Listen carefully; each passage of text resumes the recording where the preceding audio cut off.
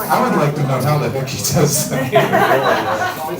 I can't even remember my own poetry. He's done Melville, he's done Poe twice, and now JFK. That's just amazing.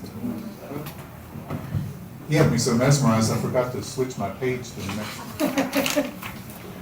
Next up, we have a first-time presenter at the Inspired Mic. Woo! Woohoo! I like it. Annie Kiyonaga. Very good. I practiced for hours.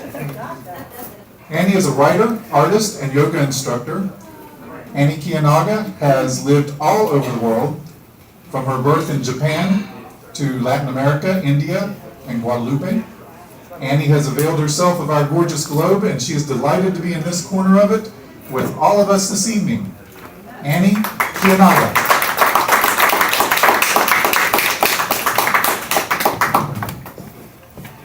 You're slightly taller. I am slightly taller. Well, I'm really kind of blown away by the variety of talent this evening. So, thank you. Yeah. So, when Mike suggested I can't come this evening, I did write a book of poems several years ago, and I thought I'd share just 2 poems. It seems to be a poetry night. And Tova started our evening with the impact of Catholicism in her life. And it's interesting because this first poem, we were back stateside, living in Chevy Chase, Maryland. And we went between countries. We would go back to the U.S., to Chevy Chase.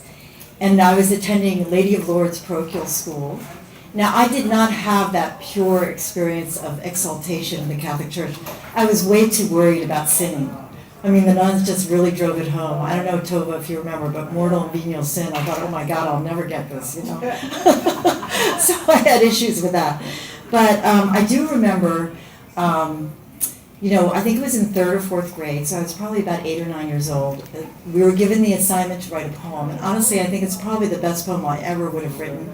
And I remember sitting at my little desk writing it. It is untitled.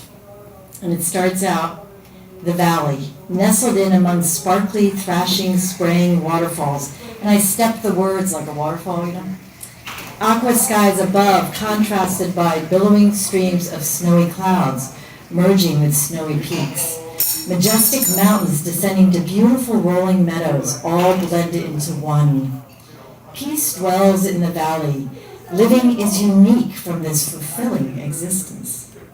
The valley, the earth, its soul, sky, rising spirit, sun, leading light, rain, cleanliness, darkness, deep, people, happy.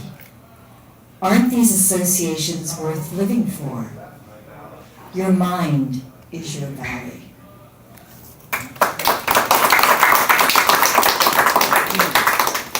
So I found that years later, a little scrap of paper somewhere. It was probably 20, 30 years after I wrote it, and I was right, that whole moment came back to me. So the next poem is more recent. I wrote it, I think, in 1999, and it's about you, and it's about me.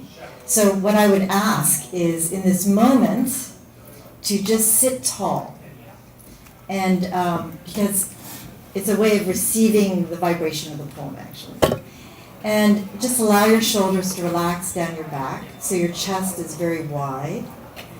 And just allow yourself to feel the breath. Just close your eyes for a moment, actually. And just feel the movement of the breath. Just allow yourself to feel the gentle oscillation of the breath. And let that be all that is right now, all that is happening for you. Just this movement of the in-breath and the out-breath. And let that sensation of movement pervade your being. And you can keep your eyes closed now or open them, and I will read the poem entitled Who You Are, one of my few rhyming poems, actually. And it really cascaded out. I wrote it really quickly.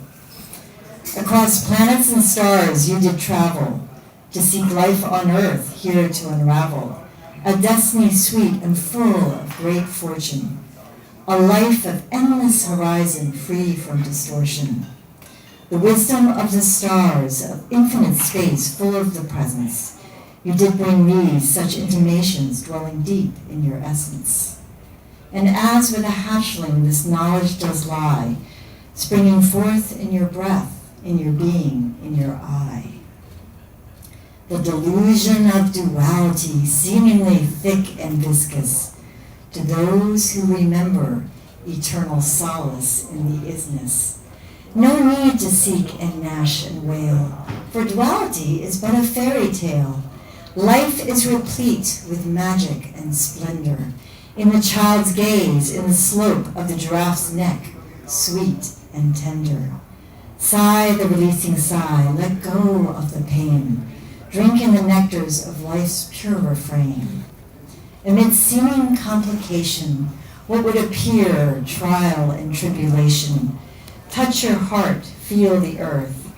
Find peace in the moment, know your own worth. Your essence, your being can never be muddled, even in doubt, even when befuddled.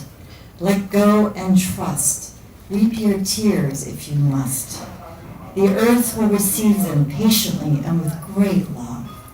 She understands and upholds them, this gift of tears from above.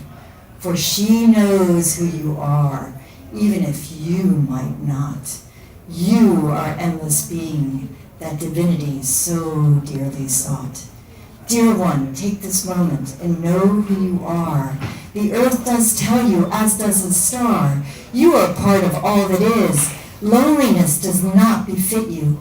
Allow your own greatness, gentle and light like the morning dew.